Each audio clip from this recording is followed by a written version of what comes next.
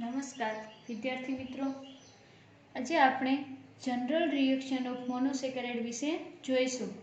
અગાઉ આપણે ઓસાઝોન formation general રિએક્શનમાં ઓસાઝોન formation વિશે જોઈ ગયા છીએ કે ગ્લુકોઝ અથવા ફ્રુક્ટોઝ એટલે કે મોનોસેકેરાઇડની રિએક્શન આપણે 3 મોલ ઓફ ફિનાઇલ હાઇડ્રાઝીન જોડે જ્યારે કરાવીશું ત્યારે આપણને ઓસાઝોન ફોર્મેશન થતું જોવા મળે છે. હવે આપણે જનરલ રિએક્શન ઓફ મોનોસેકેરાઇડની અંદર ઓક્સિડેશન રિએક્શન જોઈશું. ઓક્સિડેશન આજે આપણે general reaction with reference of glucose and fructose આપણે ઓક્સિડેશન રિએક્શન જોવાની છે. તો ઓક્સિડેશન રિએક્શનની અંદર આજે આપણે બે રિએક્શન જોઈશું. First of all oxidation with bromine water કે આપણે બ્રોમિન વોટરની પ્રેઝન્સમાં જ્યારે ઓક્સિડેશનની રિએક્શન કરીશું ત્યારે આપણને શું પ્રોડક્ટ મળે છે તે આપણે જોઈશું.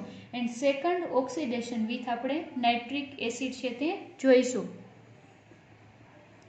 ઓક્સિડેશન વિથ નાઇટ્રિક એસિડ કે નાઇટ્રિક એસિડની પ્રેઝન્સમાં આપણે ઓક્સિડેશનની રિએક્શન જોઈશું. તો અહીંયા આપણે ફર્સ્ટ રિએક્શન છે તે જોઈએ. Oxidation with Br2 water. તો અહીંયા આપણે ઓક્સિડેશન રિએક્શન કરીએ છીએ તો આપણે કહી શકીએ કે એડિશન ઓફ ઓક્સિજન રિએક્શન આપણને જોવા મળે છે. તો general reaction of monosaccharide with reference glucose and fructose આપણે ઓક્સિડેશન રિએક્શન છે તે જોઈશું. તો ઓક્સિડેશન રિએક્શન આપણે ગ્લુકોઝની કરાવીએ CHO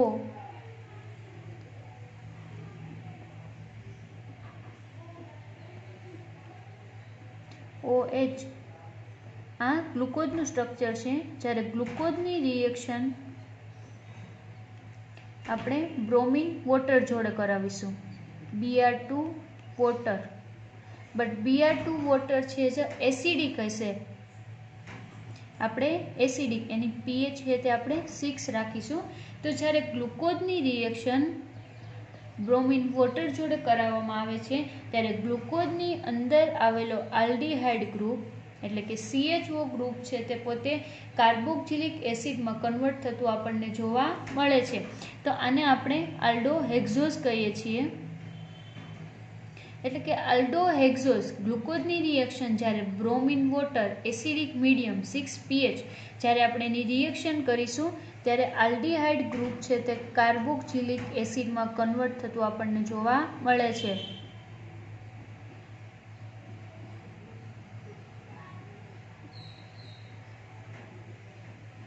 CH2OH કે આલ્ડોહેક્ઝોઝ છે તે પોતે આલ્ડોનિક એસિડમાં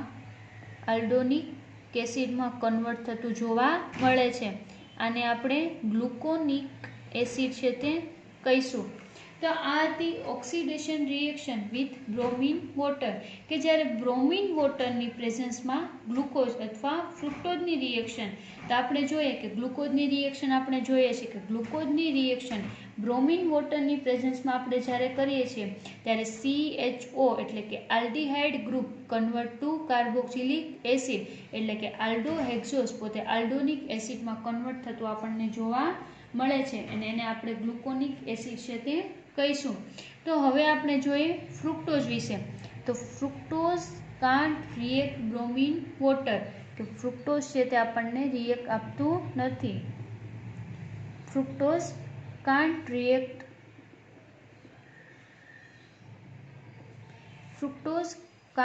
રિએક્ટ Br2 વોટર કે ફ્રુક્ટોઝ છે તે આપણને Br2 વોટર જોડે રિએક્શન આપતું નથી બીકોઝ પ્રેઝન્સ ઓફ કાર્બોનાઇલ ગ્રુપ. આપણને આલ્ડીહાઇડમાં આપણે જોઈએ તો એની અંદર CHO ફંક્શનલ ગ્રુપ પ્રેઝન્ટ છે, એના લીધે આલ્ડોઝ છે તે પોતે આલ્ડોનિક એસિડમાં આપણને કન્વર્ટ થતું જોવા મળે છે.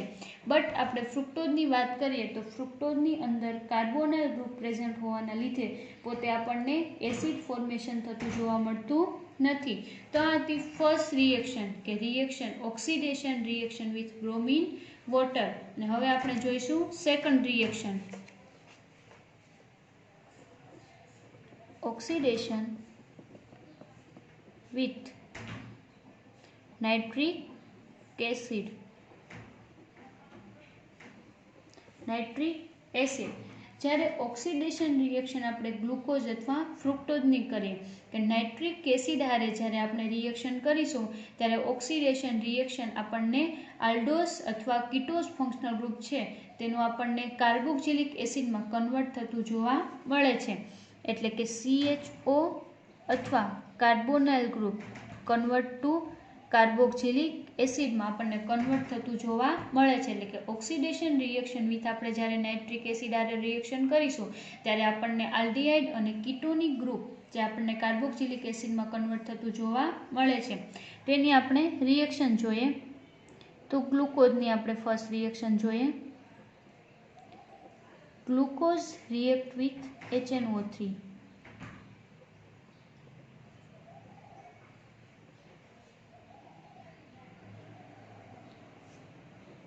Glucose react with HNO3. આપણને અહીંયા ઓક્સિડેશન રિએક્શન છે તે જોવા મળે છે. તો ગ્લુકોઝનું જ્યારે આપણે નાઇટ્રિક એસિડની પ્રેઝન્સમાં ઓક્સિડેશનની રિએક્શન કરીએ છીએ ત્યારે આપણને અહીંયા પ્રોડક્ટ તરીકે આલ્ડેરિક એસિડ છે તે જોવા મળે છે. એટલે કે આપણે જોઈએ તો અહીંયા CHO ગ્રુપ અને અહીંયા હાઇડ્રોક્સિલ ગ્રુપ જે પ્રેઝન્ટ આપણને જોવા મળે છે તે બંને પોતે કાર્બોક્સિલિક એસિડમાં કન્વર્ટ થતું જોવા મળે છે. તેની આપણે જોઈએ તો પ્રોડક્ટ COOH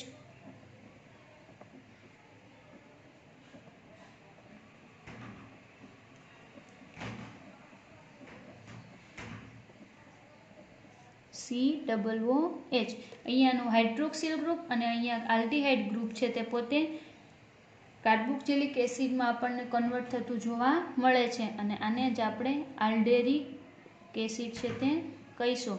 આલ્ડેરિક એસિડ એને આપણે સેકેરિક એસિડ છે તે કહીશું.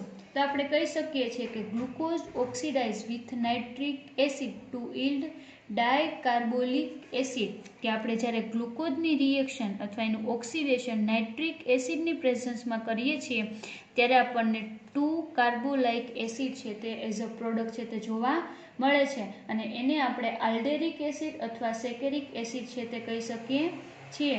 તો આપણે એવું કહી શકીએ છીએ કે C1 carbon and C2 carbon, C1 and C6 carbon convert carboxylic acid, કે C1 and C6 પોઝિશનનું ઓક્સિડાઇઝ થઈ HNO3 ની પ્રેઝન્સમાં ઓક્સિડાઇઝ થઈ આપણને કાર્બોક્સિલિક એસિડમાં કન્વર્ટ થતું જોવા મળે છે. તો એવી જ રીતના આપણે ફ્રુક્ટોઝની રિએક્શન જોઈએ. તો ફ્રુક્ટોઝ જ્યારે આપણને રિએક્શન આપે છે ત્યારે એની અંદર આપણને આલ્ડેરિક એસિડ નહીં પરંતુ મિક્સચર ઓફ એસિડ છે તે જોવા મળે છે. તો ફ્રુક્ટોઝની આપણે રિએક્શન જોઈએ તો CH2OH ફ્રુક્ટોઝનું સ્ટ્રક્ચર જોઈએ. તો ફ્રુક્ટોઝની જ્યારે રિએક્શન થાય છે ત્યારે આપણને મિક્સચર ઓફ એસિડ છે તે જોવા મળે છે. CH2OH fructose. જ્યારે ફ્રુક્ટોઝની આપણે